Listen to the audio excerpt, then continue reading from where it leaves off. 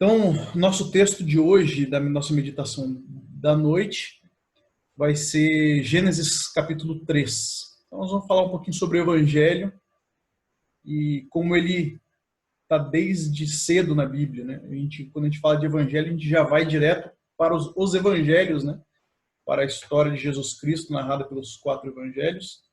Mas o plano de salvação, o plano de redenção de Deus está por toda a Bíblia. Nós vamos começar o Gênesis capítulo 3, e o texto que nós vamos ler fala o seguinte: que a serpente, a mais astuta de todos os animais selvagens que o Senhor Deus tinha feito, disse à mulher: é verdade que Deus disse, não comam do fruto de nenhuma árvore do jardim? E a mulher respondeu à serpente: não, do fruto das árvores do jardim podemos comer, mas do fruto da árvore que está no meio do jardim, Deus falou: ó, vocês não podem comer nem tocar nela para que vocês não morram. Então aqui começa a narrativa da queda do homem, a escravidão do homem ao pecado. Como que o homem foi reduzido de liberdade que ele tinha antes da queda para uma situação de escravidão ao pecado, onde ele não consegue fazer outra coisa senão pecar. Então o texto fala que Eva estava no jardim e a serpente veio falar com Eva. Dentre várias coisas que a gente pode tirar do texto, vamos concentrar no versículo 1. Olha o que a serpente falou para Eva. É verdade que Deus disse, não comam do fruto de nenhuma árvore do jardim? Então já começa uma estratégia natural de Satanás, que é distorcer a palavra de Deus. Então, Deus fala uma coisa e Satanás distorce o que Deus fala. Isso fala ao nosso coração até os dias de hoje, né? Hoje, muitas vezes, nós lemos um texto bíblico e, motivado pelos nossos desejos ou pelo engano, nós acabamos deixando de lado a verdade. Nós acabamos deixando de lado, absorvendo uma mentira que parece ser verdade. Ela é quase a verdade, só tem um detalhezinho diferente. Não é de nenhuma árvore de jardim, mas ele falou quase o que Deus falou, né, para ela. O que, na verdade, não é o texto, não é o que diz a palavra de Deus. E Eva já demonstrou logo em seguida que ela também não entendia muito bem o que estava acontecendo. Né? No versículo 3 ela fala da árvore que está no meio do jardim. Deus falou para não comer e nem tocar na árvore. Então, muitas vezes nós somos guiados pelo que nós achamos que a Bíblia fala. Né? Então, o homem, quando ele busca, quando ele cria, quando ele desenvolve religiões, ele desenvolve o seu próprio pensamento do que Deus fala. Não interessa muito o que o texto está dizendo, não interessa muito o que Deus falou, o que interessa é como eu enxergo as coisas. Isso é muito comum no nosso século, na nossa vida presente, em que cada um tem a sua verdade. Né? Não, você pensa assim, mas a verdade é cada um tem a sua. Né? Esse é o discurso do mundo. E esse era o discurso de Eva. Esse era o discurso que a serpente tentou colocar em Eva. Vê que o pós-modernismo, que é o que a gente chama dessa verdade que tem várias formas, já está desde o início na humanidade. Quem introduziu a primeira vez foi Satanás. Ele fala uma distorção do que pode ser a sua verdade agora. E Eva, por não compreender, não entender direito a palavra de Deus, ela se vê vulnerável ao ataque de Satanás. Então a primeira coisa que nós temos que entender na humanidade é que a religião, ou seja, o que eu digo que é para ser feito, não resolve a vida de ninguém. Eu posso criar vários ritos, eu posso criar várias cerimônias, eu posso criar várias listinhas do que tem que se fazer e o que não tem que se fazer, mas continua sendo eu criando essas coisas. Então não interessa o que a Bíblia fala de verdade, o que interessa é o que eu digo que ela diz. Então esse é o primeiro erro da humanidade. É achar que nós temos a resposta, quando a verdade vem da palavra de Deus. Se Eva se mantivesse na palavra de Deus firme, sem duvidar, a palavra sendo colocada à prova, ela tivesse confiado em Deus, ela estaria protegida desse erro. Satanás vai falar, não é para comer nenhuma árvore do jardim. Não, a gente pode comer de todas, menos da árvore do conhecimento do bem e do mal. Acabou. A tentação foi embora. Mas aqui Eva não entende muito bem. Então, o ser humano ele é guiado por esses desejos de criar suas próprias verdades, de criar sua própria religião. Não, Deus fala como tem que adorar, mas eu acho que eu tenho um jeito melhor. Deus fala como é que é o plano de salvação, mas eu não acho muito bom esse plano que Deus fez. Eu vou fazer o meu próprio plano. Então tem que fazer isso aí, mas também tem que fazer aquilo, aquilo, aquilo outro. E a gente vai criando várias coisas a mais na palavra de Deus, nós vamos adicionando várias coisas na palavra de Deus, criando religiões que não salvam, não vão resolver o problema. Então, desde o início, o grande problema é distorção da verdade. Agora, a serpente falou para a mulher logo depois: é certo que vocês não vão morrer. Porque Deus sabe que no dia que vocês comerem, os olhos de vocês vão se abrir e vocês vão ser igual a Ele. Vocês vão ser igual a Deus. Então, o segundo passo da estratégia de Satanás no texto é fazer com que nós duvidemos da palavra de Deus. Mais uma vez, uma estratégia que vem até os dias de hoje. Deus fala uma coisa e a gente faz o contrário. Deus fala, esse é o caminho, mas a gente fala, não, isso aí não é verdade, nesse caminho não é bom, eu vou por esse caminho que eu acho que é melhor. Então, quando nós duvidamos da palavra de Deus, nós colocamos em xeque o que Deus falou, nós estamos fazendo a mesma coisa, nós estamos chamando Deus de mentiroso. Se Deus diz que esse é o caminho, a verdade e a vida, que é Jesus Cristo, a gente fala que não, tem outros meios de ser salvo. Eu estou chamando Deus de mentiroso. E essa foi a estratégia de Satanás aqui com Eva, que é exatamente de fazer com que se duvide da palavra de Deus. A Bíblia fala claramente qual que é o meio de salvação, que é a fé em Cristo Jesus, nosso Redentor. Mas, por distorção, por não acreditar nisso, se criam outros caminhos, outras opções ou outras tentativas, né? Porque nenhuma delas vai adiante. E essas tentativas, essas verdades paralelas, que na verdade são mentiras, elas não são de todo irracionais. Então não adianta, a gente não consegue vencer isso na lógica, porque faz sentido. Então, por exemplo, nós temos religiões que falam que Jesus Cristo é o Redentor, Jesus Cristo morreu na cruz, mas eu tenho que observar todos os preceitos do judaísmo. Porque se eu só crer em Jesus, mas não obedecer o que a lei de Moisés, que está lá em Êxodo, não vai adiantar de nada. Eu não vou ser salvo. Aí você fala, não, mas a Bíblia fala que é Jesus Cristo. Não, mas a Bíblia também falou que lá em Êxodo está escrito isso aí. Aí você olha lá em Êxodo e realmente está escrito. Faça isso, faça isso, faça... Então, mas como é que funciona isso? Tem lógica eu cumprir o que a Bíblia fala. Né? Tem lógica eu obedecer a palavra de Deus. O que não tem lógica é eu fazer isso acima do sacrifício de Jesus Cristo. Então, as religiões que se criam na Terra, elas são baseadas em lógica. Não adianta eu achar que eu vou esmiuçar aquilo ali e vou falar assim, isso aqui realmente nada disso faz sentido. Porque se nada disso fizesse sentido, uma religião não existia. Mas olha o que o versículo fala no versículo 6. Ele fala que a mulher olhou para aquilo que a serpente falou e falou assim, ó, até que isso aí é uma boa ideia. Eu vou conhecer o bem e o mal, faz sentido. É agradável aos olhos, ou seja, ó, que o resultado disso, para mim, parece ser uma boa. Eu vou chegar num ponto bacana da minha vida. Né? E que era desejável para dar entendimento. Ou seja, ela queria fazer aquilo ali. Então, se nós observarmos outras verdades que não a palavra de Deus, muitas delas vão fazer sentido. São racionais, elas têm um caminho lógico a ser percorrido, mas elas não são verdade.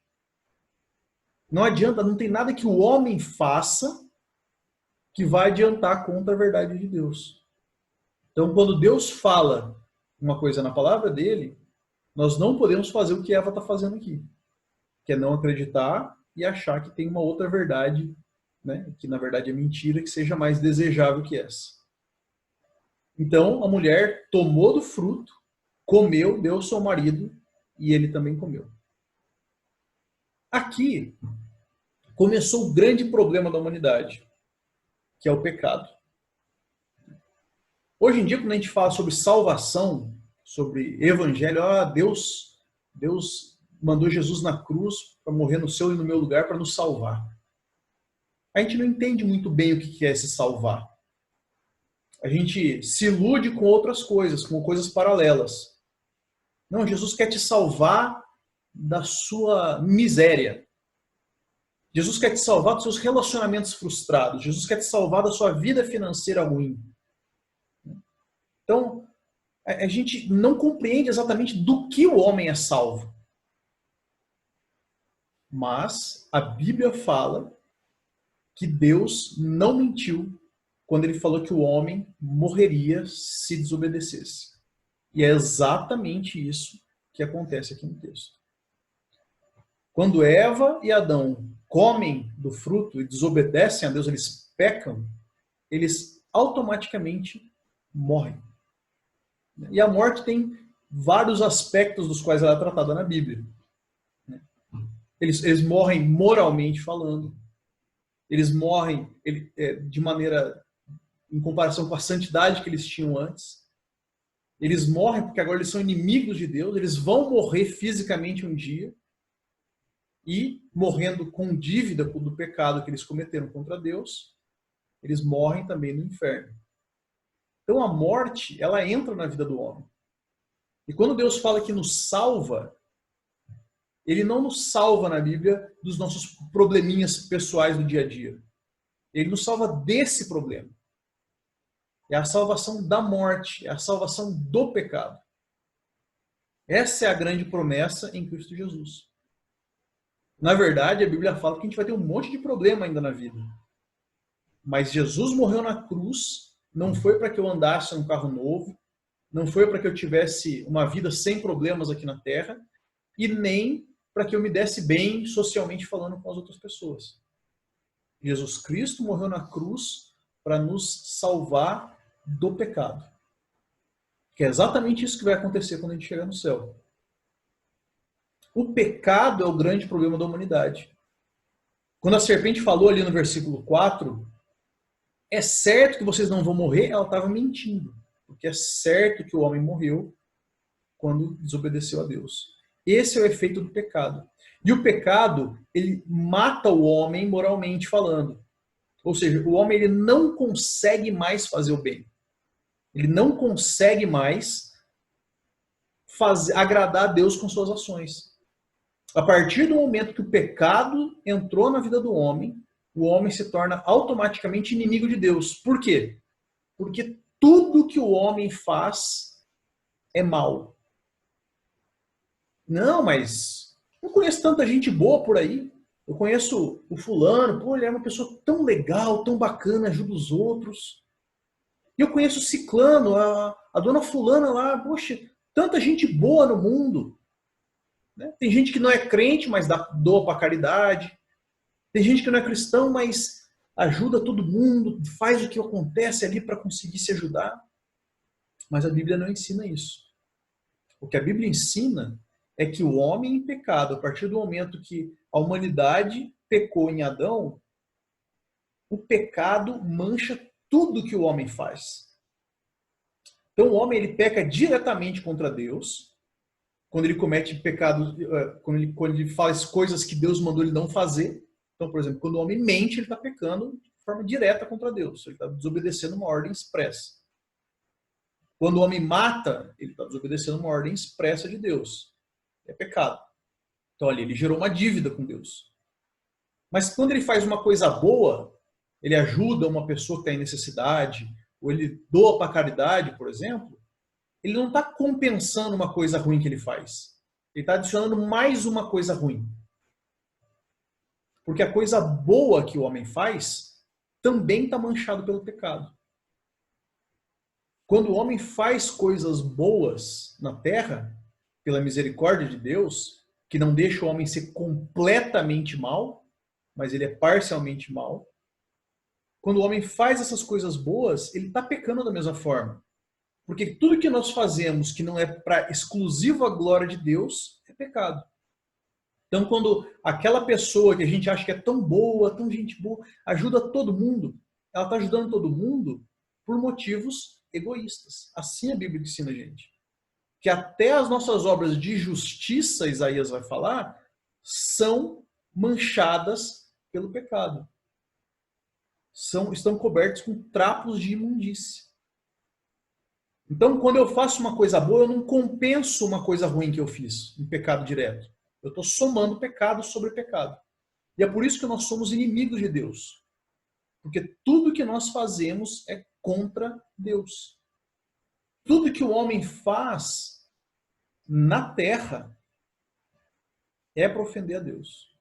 Porque não é para a glória de Deus. Então, nesse momento aqui no versículo 6, a humanidade caiu e se tornou incapaz de se salvar. Incapaz de agradar a Deus, incapaz de fazer o bem. Não tem quem faz o bem. Ninguém. Então o homem é aquele que conseguiu um grande problema para si, que ele está condenado pelo pecado. E aí ele tenta já a primeira ideia de tentar amenizar as coisas.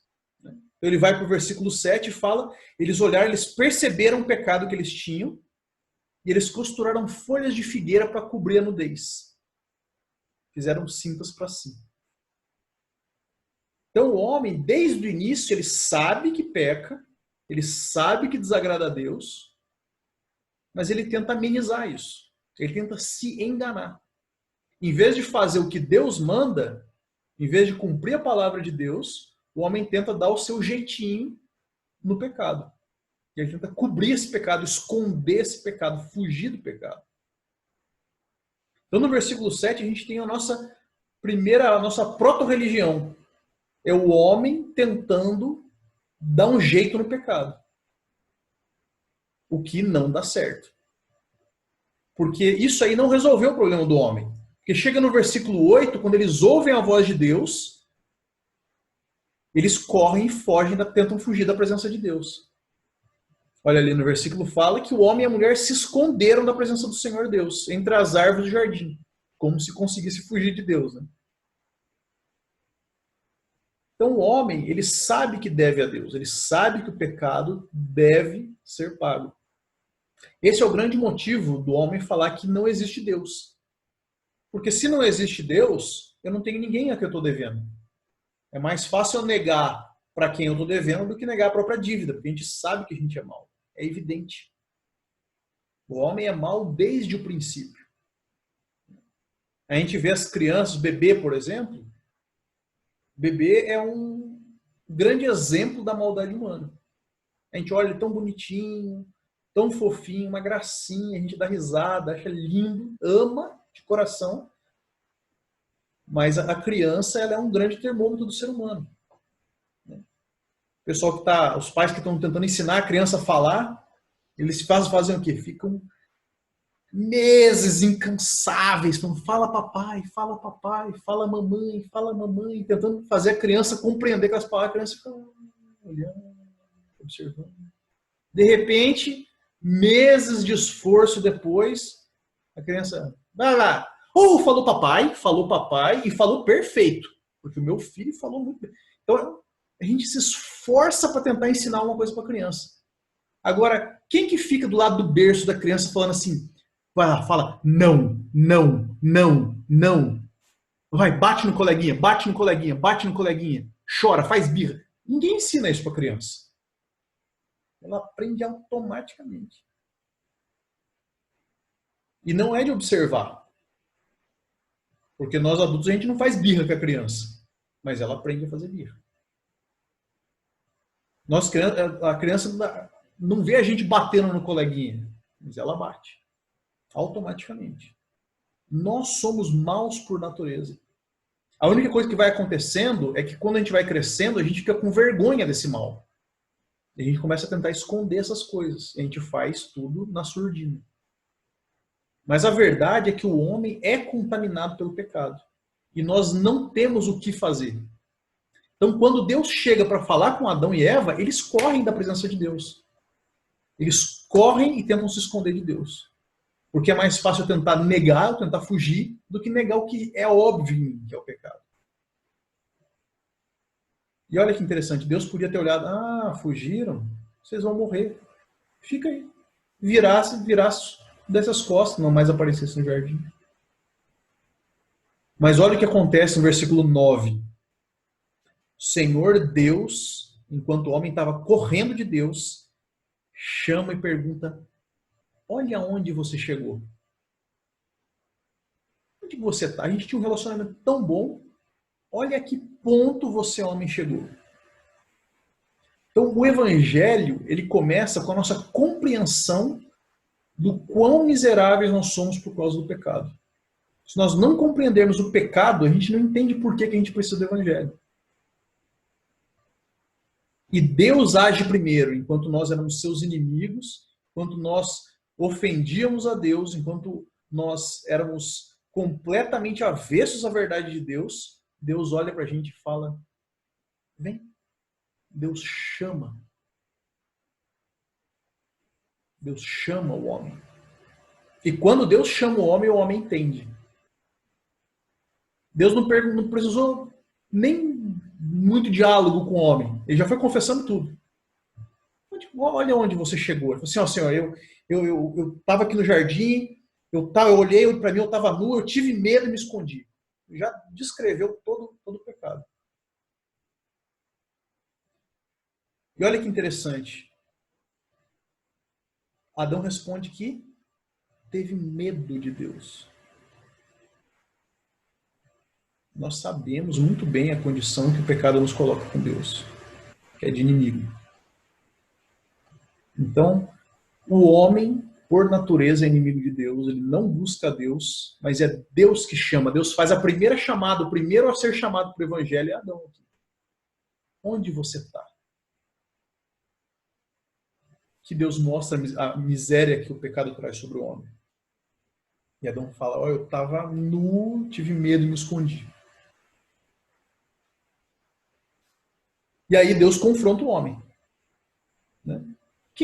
Como é que você descobriu que você está nu se eu mandei você não comer o fruto da árvore do conhecimento do bem e do mal e você comeu? Como é que você chegou nesse ponto? E aí começa o segundo passo do homem, é achar justificativa para tudo, desculpa para tudo. Né? Versículo 12, ele fala: a mulher que tu me deste, é ela que me fez eu comer, eu comi. Aí a mulher olha, aí Deus olha para a mulher: e você? Não, a serpente que me enganou, eu não tenho culpa. Não tem, eu sou inocente da história. O homem ele tenta arranjar justificativos do seu pecado. Então, a primeira reação do homem à existência do pecado na vida é negar. Não, eu sou a parte inocente da história. Eu tenho pecado, mas não é tanto pecado assim. Eu cometi erro, mas não é esse tanto de erro para ir para o inferno. O homem ele tenta arranjar desculpas. Nós fazemos folhas de figueira para os nossos pecados. A gente se ilude achando que a gente pode se justificar diante de Deus. Assim é o homem, ele não assume o seu próprio pecado. Então, mesmo sabendo do pecado, mesmo conhecendo a natureza do pecado, o homem corre. O homem joga a culpa para o outro, o homem nega a Deus e tenta fazer de tudo para não pagar por isso. O homem é incapaz de obedecer e de agradar a Deus. Porque até quando é confrontado sem resposta, a gente tenta jogar a culpa para outra pessoa. E no final das contas, a gente olhar o diálogo aqui, o homem está devolvendo a culpa para Deus. Né? A mulher que me deste, ela que me fez ter problema. Né? E a mulher respondeu: a serpente, ó, quem mandou botar uma serpente aqui no jardim do Éden? Né? O culpado é o senhor, não tem nada a ver com isso. É a serpente que o senhor colocou aqui no jardim que me enganou. Né? Então o homem ele tenta fugir da culpa. Essa é a natureza do homem. Nós não queremos nos reconciliar com Deus.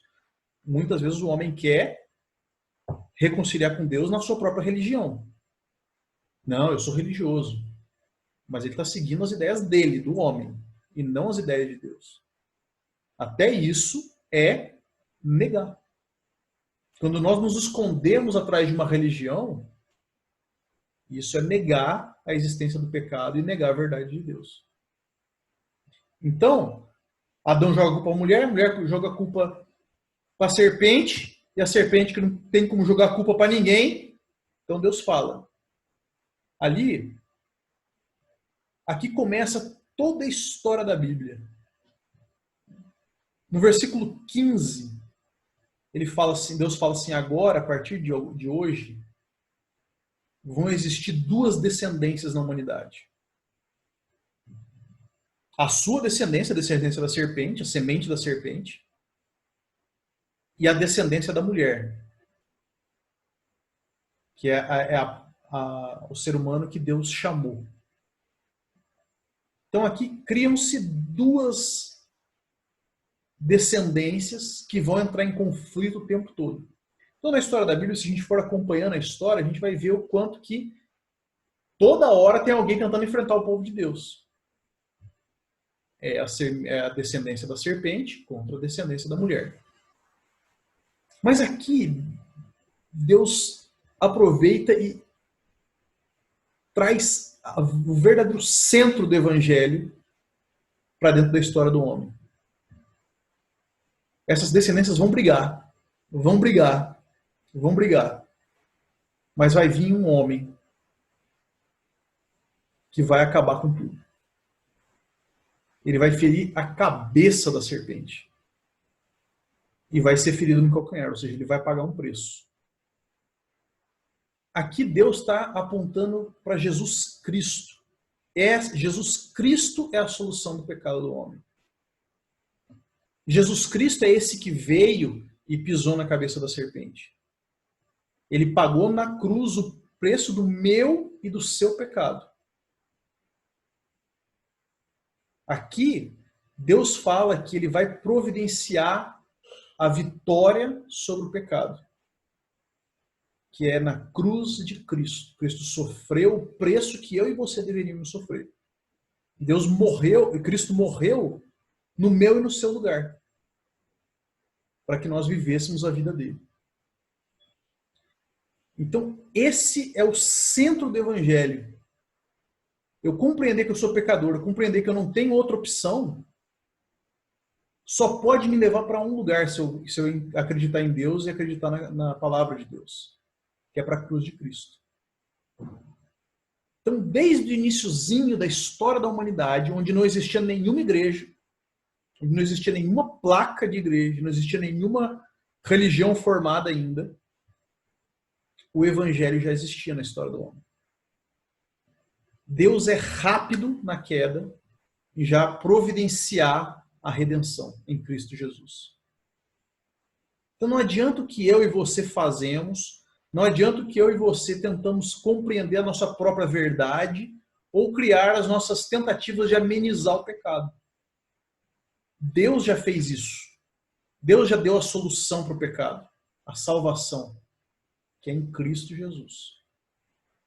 Agora a gente pode fazer como Eva fez, quando Satanás falou, não, isso aí não é muito verdade, não.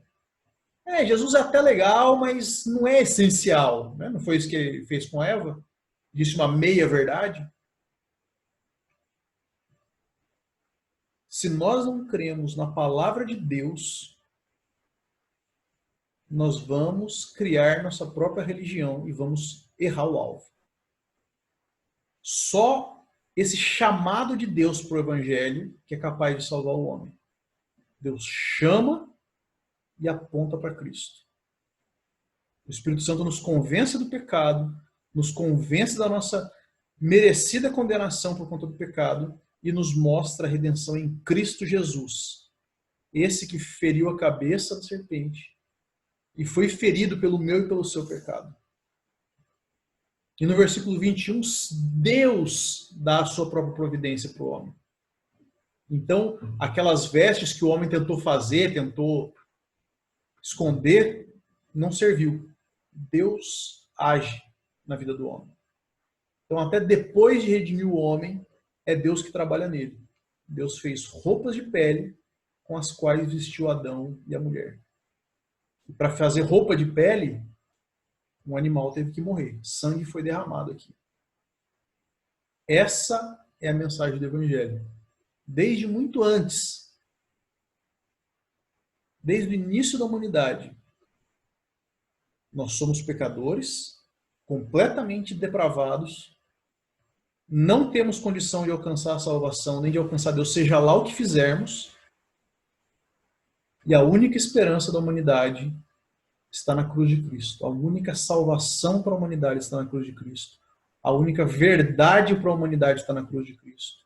O único caminho para reconciliar-se com Deus está na cruz de Cristo. E não no que nós achamos que é bacana, o que nós achamos que acontece no Evangelho. O que nós fazemos frente a esse Evangelho?